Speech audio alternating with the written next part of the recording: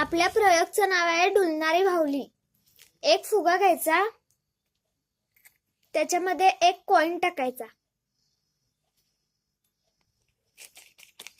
Coin याच्या आतमध्ये गेल्यावर एक रबर त्याला लावायचा. रबर याला घट्ट बसतोपर्यंत रबर लावायचा.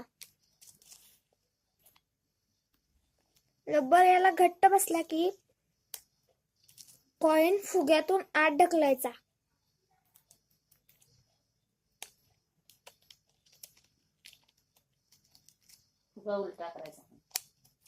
फुगा उलटा करून कॉइन आतमध्ये सरकवायचा.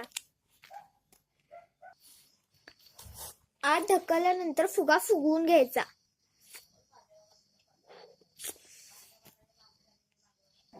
फुगा फुगवून झाल्यानंतर गाठ मारून घ्यायची.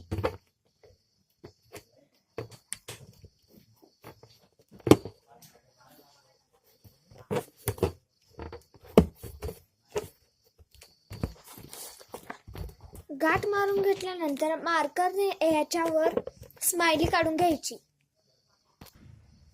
ही तयार झाली आमची नाचणारी बाहुली.